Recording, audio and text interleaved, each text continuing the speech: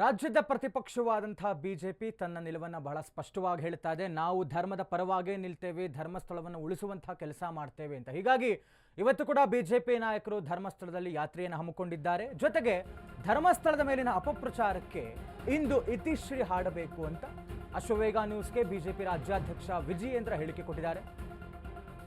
ದುಷ್ಟ ಶಕ್ತಿಗಳ ಸಂಹಾರ ಆಗಬೇಕೆಂಬುದು ನಮ್ಮ ಅಪೇಕ್ಷೆ. ಜಾತಿ ಧರ್ಮದ ಮೂಲಕ ತಮ್ಮ ಬೇಳೆ ಬೇಯಿಸಿಕೊಳ್ತಾ ಇದ್ದಾರೆ. ಧರ್ಮಸ್ಥಳ ಕ್ಷೇತ್ರದ ಬಗೆಗಿನ ಅಪಪ್ರಚಾರಕ್ಕೆ ಭಕ್ತರು ಕಣ್ಣೀರು ಹಾಕ್ತಾ ಇದ್ದಾರೆ.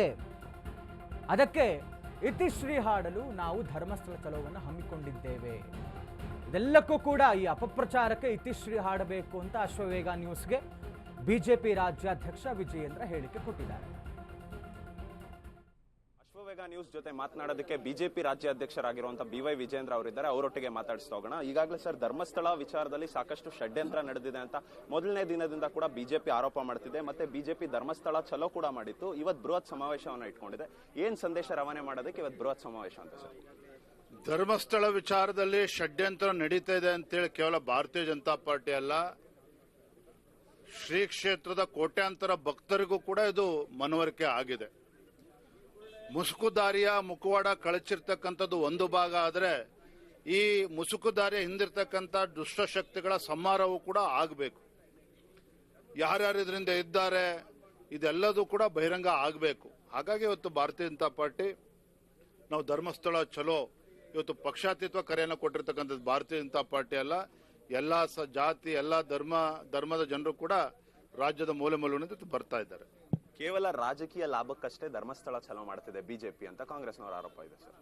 ಯಾವುದೇ ಲೋಕಸಭಾ ಚುನಾವಣೆ ಇಲ್ಲ, ರಾಜ್ಯದಲ್ಲಿ ವಿಧಾನಸಭಾ ಚುನಾವಣೆಗಳಿಲ್ಲ, ಇದರಲ್ಲಿ ರಾಜಕಾರಣ ಬೆರೆಸ್ತಕ್ಕಂಥ ಅವಶ್ಯಕತೆನೂ ಇಲ್ಲ. ಅದರಲ್ಲೂ ಕೂಡ ಧರ್ಮಸ್ಥಳದ ವಿಚಾರದಲ್ಲಿ ರಾಜಕಾರಣ ಮಾಡೋದಕ್ಕೆ ಯಾರಿಗೂ ಕೂಡ ಸಾಧ್ಯ ಇಲ್ಲ. ಆದರೆ ಧರ್ಮವನ್ನು ಹೊಡಿತಕ್ಕಂಥ ಕೆಲಸ ಏನು ಕೆಲವು ನೀಚ ಬುದ್ಧಿ ಉಳಿರ್ತಕ್ಕಂಥವ್ರು ಮಾಡ್ತಾ ಇದ್ದಾರಲ್ಲ, ಇದನ್ನ ಇವತ್ತು ಸಂಹಾರ ಮಾಡಬೇಕಾಗಿದೆ. ಹಾಗಾಗಿ ನಾವು ಬೀದಿಗಿಳಿದು ಹೋರಾಟ ಮಾಡ್ತಾ ಇದ್ದೇವೆ. ಈ ಹೋರಾಟ ಏನಾದ್ರು ಮಾಡೋದಿದ್ರೆ ಹೋಗಿ ದೆಹಲಿಯಲ್ಲಿ ಹೋರಾಟ ಮಾಡ್ಲಿ, ಅನುದಾನಕ್ಕೋಸ್ಕರ ಹೋರಾಟ ಮಾಡ್ಲಿ ಅನ್ನೋದು ಇನ್ನೊಂದು ಕಾಂಗ್ರೆಸ್ನವರ ಆರೋಪ.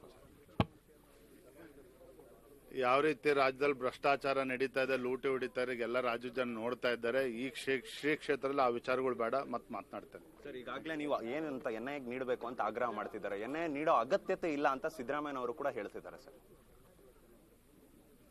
ಹೇಗೆ ಇದನ್ನ CBI ಕೊಡೋದಕ್ಕೆ ಸಾಧ್ಯ ಆಗಲ್ಲ, ಅಥವಾ ರಾಜ್ಯ ಸರ್ಕಾರ CBI ಕೊಡಲೇಬೇಕು ಅಥವಾ NIA ಕೊಡಲೇಬೇಕು, ಆ ನಿಟ್ಟಿನಲ್ಲಿ ನಾವು ಯಾವ ರೀತಿ ಹೋರಾಟ ರೂಪಿಸ್ಬೇಕು ನಾವು ರೂಪಿಸ್ತೇವೆ. ಕೊನೆಯದಾಗಿ ಸರ್, ಇವತ್ತು ಸಮಾವೇಶದ ಮೂಲಕ ಅಂತ್ಯ ಮಾಡುತ್ತಾ ಬಿಜೆಪಿ ಮತ್ತೆ ಏನಾದರೂ ಹೋರಾಟ ಕೈಗೆತ್ತಿಕೊಳ್ಳುತ್ತಾ? ನಮ್ಮ ಹೋರಾಟ ನಿರಂತರವಾಗಿರ್ತದೆ.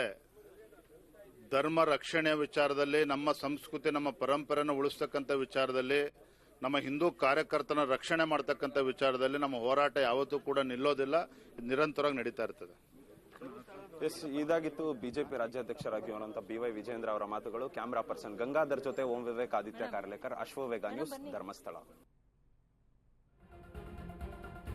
ಶ್ರೀ ಕ್ಷೇತ್ರ ಧರ್ಮಸ್ಥಳದಲ್ಲಿ ಬಿಜೆಪಿ ನಾಯಕರು ರಣಕಹಳೆಯನ್ನು ಊದಿದ್ದಾರೆ.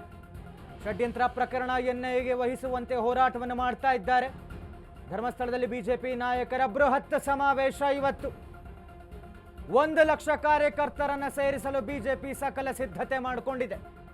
ದೇವಸ್ಥಾನದ ಹೊರವಲಯದ ಮೈದಾನದಲ್ಲಿ ಸಮಾವೇಶವನ್ನು ಹಮ್ಮಿಕೊಂಡಿದ್ದಾರೆ. ಕೇಂದ್ರ ಸಚಿವರಾದ ಪ್ರಹ್ಲಾದ್ ಜೋಶಿ, ಶೋಭಾ ಕರಂದ್ಲಾಜೆ ಕೂಡ ಭಾಗಿಯಾಗ್ತಾ ಇದ್ದಾರೆ. ರಾಜ್ಯಾಧ್ಯಕ್ಷ ವಿಜಯೇಂದ್ರ, ವಿಪಕ್ಷ ನಾಯಕ R ಅಶೋಕ್, ರಾಜ್ಯ ಬಿಜೆಪಿ ಸಂಸದರು, ಶಾಸಕರು, ನಾಯಕರು ಭಾಗಿಯಾಗ್ತಾ ಇದ್ದಾರೆ. ರಣಕಹಳೆ ಊದ್ತಾ ಇದ್ದಾರೆ ಪ್ರತಿಪಕ್ಷ ಬಿಜೆಪಿಯವರು. ಈ ಷಡ್ಯಂತ್ರ ಪ್ರಕರಣವನ್ನು NIAಗೆ ವಹಿಸಿ ಅಂತ ಬಹುದೊಡ್ಡ ಹೋರಾಟ ಇವ್ರದ್ದು. ಬೃಹತ್ ಸಮಾವೇಶ ಇವತ್ತು. ಹತ್ರ 1 ಲಕ್ಷ ಕಾರ್ಯಕರ್ತರನ್ನು ಸೇರಿಸಿ ಹೋರಾಟವನ್ನು ಮಾಡ್ತಾ ಇದ್ದಾರೆ. ದೇವಸ್ಥಾನದ ಹೊರವಲಯದಲ್ಲಿರುವಂತಹ ಮೈದಾನದಲ್ಲಿ ಸಮಾವೇಶ ಹಮ್ಮಿಕೊಂಡಿರುವಂಥದ್ದು. ಕೇಂದ್ರದ ನಾಯಕರು, ರಾಜ್ಯಾಧ್ಯಕ್ಷರು, ವಿಪಕ್ಷ ನಾಯಕರು, ಸಂಸದರು, ಶಾಸಕರು ಎಲ್ಲರೂ ಕೂಡ ಭಾಗಿಯಾಗ್ತಾ ಇದ್ದಾರೆ. ಒಂದು ರೀತಿಯಲ್ಲಿ ಇನಿಷಿಯಲ್ ಡೇಸ್ನಲ್ಲಿ SITಯನ್ನು ಸ್ವಾಗತಿಸಿದಂತಹ ಪ್ರತಿಪಕ್ಷ ಬಿಜೆಪಿ ಇದೀಗ ಒಂದು ರೀತಿಯಲ್ಲಿ ಸಮಾವೇಶಕ್ಕೆ ಮುಂದಾಗ್ತಾ ಇದ್ದಾರೆ. ಭಾರತೀಯ ಜನತಾ ಪಕ್ಷ SITಯನ್ನು ಸ್ವಾಗತ ಮಾಡಿತ್ತು. ತದನಂತರ ಇದೆಲ್ಲ ಕೂಡ ಸುಳ್ಳಿನ ಕಂತೆ, ಕಟ್ಟುಕತೆಗಳೆಲ್ಲ ಇವತ್ತು ಮಾಡ್ತಾ ಇದ್ದಾರೆ ಅಂತಲೂ ಹೇಳಿದ್ವಿ ನಾವು. ಇವತ್ತು ನೋಡಿ, ಮುಸುಕುದಾರಿ ಚಿನ್ನಯ್ಯನ ಮುಖವಾಡ ಕಳಿಸಿದೆ. ಹೆಸರು ಮತ್ತು ಮುಖ ಎರಡೂ ಮಾಧ್ಯಮಗಳ ಮುಂದೆ ಬಂತು, ಬಂಧನಕ್ಕೂ ಒಳಪಟ್ಟರು. ಇವತ್ತು ಮಹೇಶ್ ತಿಮ್ಮರುಡಿ ಅವರು ಬಂಧನ ಆದರು. ಸುಜಾತ ಭಟ್ ಅವ್ರದ್ದಂತೂ ತಮಗೆ ಗೊತ್ತಿರೋಂಥ ವಿಷಯ. ಎಷ್ಟು ಕತೆಗಳಂತಂದ್ರೆ, ಒಂದು ಸುಳ್ಳನ್ನ ನಿಜ ಮಾಡ್ಲಿಕ್ಕಂತ ಹೋಗಿ ಈ ಅನ್ಯಮತದ ಯೂಟ್ಯೂಬರ್ಗಳು, ಫೇಸ್ಬುಕ್ ಮತ್ತು ಒಂದು ಗ್ಯಾಂಗ್ ಸೇರ್ಕೊಂಡು ಏನು ಮಾಡಿದ್ದಾರೆ. ನಾನು ಮೊದಲೇ ತಮ್ಮ ಚಾನೆಲ್ಗೆ ಅವತ್ತು ಹೇಳಿದೆ, ನಾನು ಇವತ್ತು ಈ ಮುಸುಕುದಾರಿ ತಮಿಳುನಾಡು ಮೂಲದವನು, ಸುಮಾರು 11 ವರ್ಷದಿಂದ ತಮಿಳುನಾಡಲ್ಲಿ ಇದ್ದಾನೆ ಅಂತ ಹೇಳಿ. ಇದು well planned story, screen play, direction ಭಾಳ ತಮಿಳುನಾಡು ಮತ್ತು ಡೆಲ್ಲಿ ಮಟ್ಟದಲ್ಲಿ ಸೆಂಥಿಲ್ನಿಂದ ಹಿಡಿದು ಇವತ್ತು ಡೆಲ್ಲಿಯಿಂದ ಹಿಡಿದು ವಿದೇಶಿ ಶಕ್ತಿಗಳವರೆಗೂ ಕೂಡ ಇದು ವ್ಯಾಪಕ ಆಗಿದೆ. ಸೊ ಹಾಗಾಗಿ ಅವತ್ತೇ ನಾನು CBI NIA ಎಂಕ್ವೈರಿ ಆಗಬೇಕು ಅಂತ ಹೇಳಿದೆ.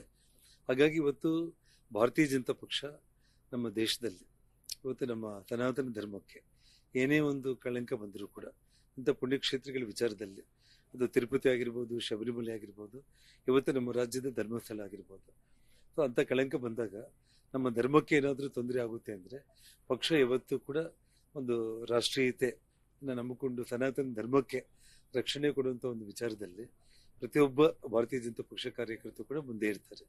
ಸೊ ಹಾಗಾಗಿ ಇವತ್ತು ಈ ಸಮಾವೇಶ ಮಾಡೋದ್ರ ಮೂಲಕ ಇಡೀ ದೇಶಕ್ಕೆ ನಾವಿದ್ದೀವಿ ಅಂತೇಳಿ ಒಂದು ಭಕ್ತಾದಿಗಳಿಗೆ ಒಂದು ಶಕ್ತಿ ತುಂಬೋದಕ್ಕೆ ಇವತ್ತು ಪ್ರಯತ್ನ.